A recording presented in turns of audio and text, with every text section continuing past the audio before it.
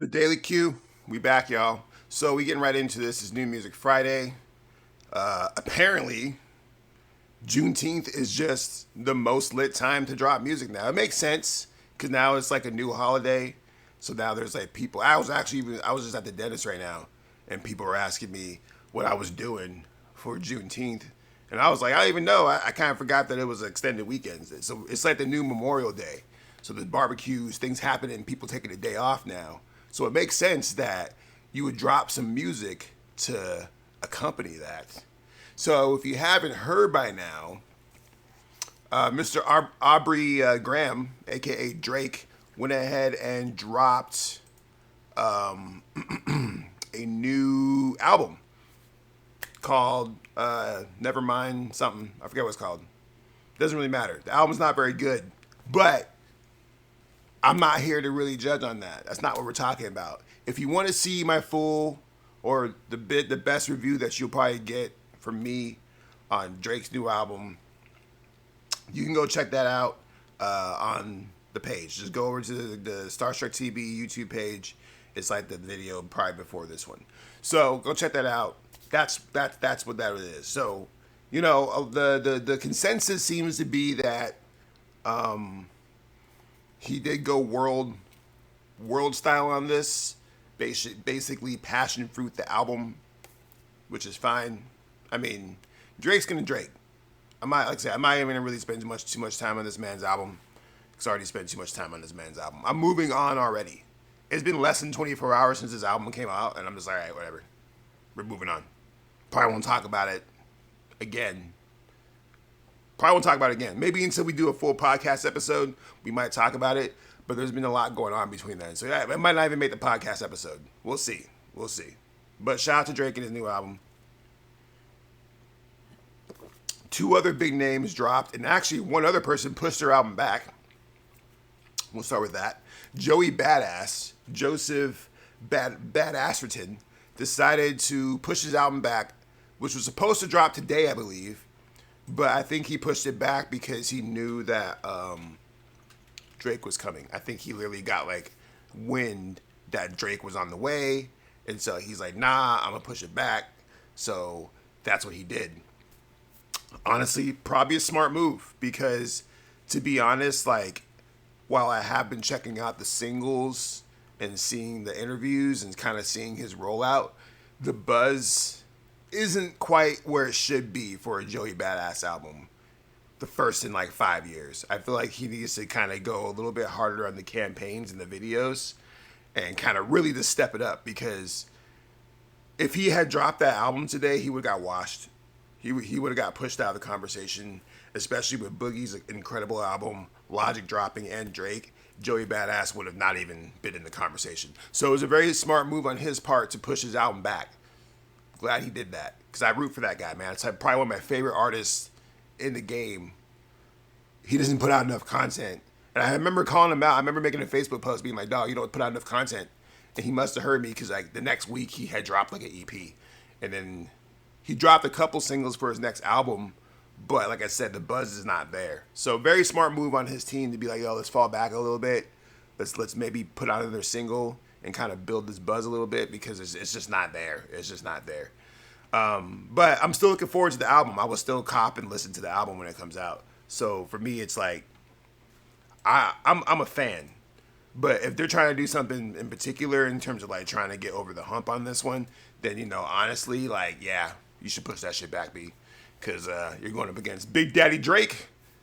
Big Daddy Drake messing up everybody's rollout. Also, so Logic dropped the album, which is crazy, because that man said he was going to retire. Everybody was very excited about this. Like, oh, man, yay. It is kind of funny. It's actually really interesting because I get a lot of my hip-hop news from hip-hop heads on Reddit, like mostly like the new music drops. And so on one of these songs, I haven't even really heard this album all the way through yet. I heard a couple tracks, but I haven't heard the whole album yet. But on this album, he talks about hip hop heads and how he used to be on there and he used to be a part of the community and this and that. And if you go to the posts on hip hop heads on Reddit, they shit on him. Like, oh, we don't co-sign this bar. It's like, whatever, dude. Like, you guys like lean into the corniness because at some point in time it became really cool to call Logic corny. Probably when he started doing that Suicide Hotline song. Even a little bit before then, but that was definitely the tipping point where it was cool to call Logic corny. And y'all done took this man and called him corny so much that he freaking retired. Retired, quote unquote. But now he's back and he dropped a damn near. There's 30 tracks on this album. 30 tracks on this damn album. I'm just kind of scrolling through the track list. He's got The Games on here, AZ, Wild, Race to 5'9", Wiz Khalifa, Russ, Currency, Action Bronson, RZA, Blue in Exile. Like, there's actually a lot of cool features on here, but it's also 30 damn songs. The last song is 10 minutes long. So this is like, how long is this album total? I feel like, actually even looking at this album though, like the track list, most of these songs are under 3 minutes. So this is actually pretty interesting. I'll have to give this a spin and give a reaction video for all the Logic fans that really care about my opinion, all three of y'all. But, yeah, this track has 30 songs on it, which is crazy. Just the volume of it is crazy alone. And that's kind of the new strategy, though, right? Is just drop a lot of volume. And at the very least, if your fans listen to the album all the way through, you'll get more streams than if you drop the EP. That was great. It's kind of messed up. But, yeah, Logic Final Days out now. Let me know what you guys think. Let me know if you guys like it. Because I probably won't listen to the whole thing. There's no way I'm listening to 30 Logic tracks in a row at one time. That's just not happening. I might have to parse this up into like little bits, or maybe go on a long car ride or something like that. But there's no way I'm gonna sit down and listen to 30 Logic tracks. So if you're expecting that, I'm sorry.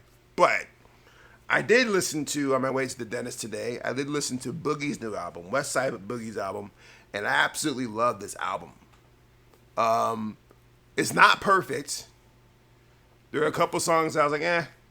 But the songs that I do love on this album are fire as hell. And honestly, the best way to describe it, and it's funny because I'm pretty sure he's had this comparison before, and since they're from the same area, but Boogie is basically like Great Value Kendrick to a lot of people.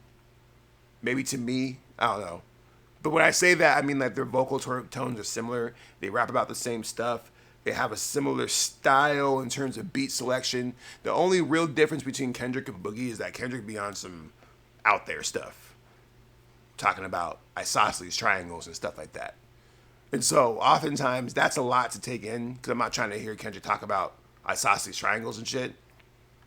I would much rather shoot it to me straight. And so this album from Boogie is basically that. You know what I'm saying? It's like, it's almost like they took Kendrick Lamar's album and they're like, let's do that with the trauma and the cheating and the generational trauma and all that stuff. Let's take that grandiose scale that Kendrick Lamar made it, and let's parse it down to like layman terms for like people who really need to understand this album. That's almost what it felt like. And I really enjoyed it a lot. The first two tracks were fire. I immediately added them to my favorites list. Boogie's last album to me was incredible. And I really think that he's severely underrated. And it'll be interesting to see how the world responds to this, because Drake kind of messed up his shine. I really feel like if Drake didn't come out of nowhere and drop, he would be getting a lot more attention on this album. But it just didn't work out that way. Drake came out of nowhere, so now Boogie's probably not going to be as prominent. But we'll see. We'll see. The summer's just starting. Juneteenth is the new summer kickoff point, apparently, for music. So, we'll see how it goes. I'm very interested to see, because I think what a lot of people are thinking what's going to happen is that Drake's going to drop another album, because the last track, as somebody described it on my Facebook or Twitter, they're like, oh, the last track is like an after credit scene. Dog, Drake's not that deep. He's not making an MCU of albums, dog. Y'all need to chill on that. But I could see him dropping another album with just bars or EP, because I feel like he just hasn't done that in a while, where he's just gone all bars. But someone in my comment section pointed out, they're like, yo, Drake makes music for women. Drake's target audience is women. And even if you do get a couple rap songs in an album, you're not going to get a full Drake rap album because then the women won't buy it. And he's absolutely right. And Drake has a lot of politics to play when it comes to that. It's not as simple as it seems. I think on this new album, he kind of leaned too far over to the women's side. He probably could have did a couple more bars in there to appease the heathens out there, but it is what it is. I don't know. Let me know what you all think. Thanks for watching the Daily Q. We'll be back again soon enough. One love. Shots on my Quazonians. Peace.